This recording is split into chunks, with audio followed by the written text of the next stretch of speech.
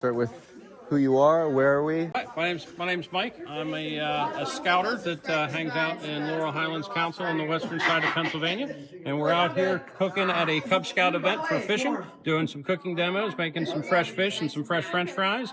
Earlier, we were making some breakfast over on the griddle. It's been a great day. Absolutely, yeah. And what's your camping history? When did you start getting into camping and scouts? Yep, so I did scouts as a kid for a little while and then kind of got away from it. Got back into camping when my daughter got into middle school and we joined scouts, which was about 7 or 8 years ago now. And we're out in the woods at least once a month now, and then hanging out and having fun. Yeah, absolutely. And why is camping important to you? So camping's important to me because as you look around and you see the outside, this isn't always going to be here the way that it is now, and it's important that we raise values and make sure that people understand and enjoy what resources we have before we lose them. Absolutely. And how about on the same line, why is Scouts important to you? Scouts is important to me because the program is designed to teach kids leadership skills and to start preparing them for taking care of the world when I'm not able to do it anymore. And it's a way for me to make sure that the next generation understands and values what we have, so that I can trust that it'll still be there when my kids come through the program. Amazing. And how does Scouts foster leadership skills in kids? It fosters leadership skills through the values of the Scout program, the values of the 12 points of the Scout law, and through our oath and the things that we teach our kids. So we do that mainly by sending the kids out into real world experiences where they get to actually have to live through making those decisions, making the mistakes in small areas where they can learn and grow. And that program just really lets our kids get firsthand leadership experience because they're in charge. If you look behind me, you'll notice that while there's an adult helping with the fry oil, our kids that are in charge of doing all the work are kids. Yeah, absolutely. Yeah, not just the adults doing everything here. Yeah, no, absolutely. Cool, amazing. And you have... Oh, here comes some more fries. Yeah, some more fries. Yep, very steamy. Yeah. Steamy to start.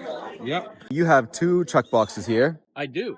So I picked up 2 of the Chuk boxes during the Kickstarter program because the way I like to set up my kitchen is I have a box that's set up for my cooking station, and I have a box where I keep all my cleaning supplies. That way I can make sure that everything's neat, tidy, and organized, and I can take all the gear that I need for a good long weekend with a troop full of kids. Yeah, absolutely. And the Chuk box concept is not new to Scouts. No, definitely not. In fact, Scouts have called them Chuk boxes for years. It was just absolutely awesome when the product name change came around and went to Chuk. I was like, oh, he is totally marketing to us Scouters. He's calling us by name. So we've been using boxes to carry stuff around for a very, very long time. But the benefit that I really find in these boxes is the lightweight nature of them. They're easy to carry, they're portable, they stack well, they're clean, and they're very easy to set up. I came out here when the event started at 8 o'clock. I was here at 10 till, and I was ready on time. Wow, quick and easy setup. That's great to hear. And how do these, what are the Chuk boxes that you're used to like compared to this? So the Chuk boxes that Scouters usually use are usually made of wood or very large, heavy aluminum setups that were usually a little bigger than this because we carry a lot of big pots and other stuff that doesn't collapse. These boxes are a little smaller, a little more compact. They allow a little bit more flexibility in how you pack. I can fit 2 of these in my SUV, no problem. But ask me to take 2 regular Chuk boxes from a troop out.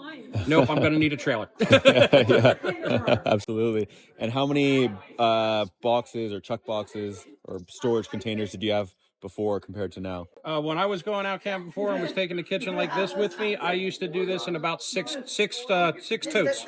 And now we're down to 2 Chuk boxes, a food tote, and a cooler. Wow. Okay. 2 box reduction there at least. Yep. Amazing. And why did you choose to back the Chuk kitchen box? So I chose to back the kitchen box because at the time that the project came out, I was actually halfway, and this box is still halfway built, sitting in the back corner of my garage.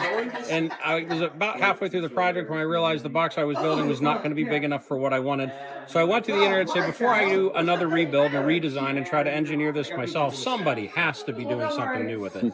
And I found this project, and I said, that box is perfect. It's exactly what I wanted. And when I got into the project, it was still early enough on in the development cycle that I actually put some comments in, and some of my suggestions made it into these boxes, which is really cool.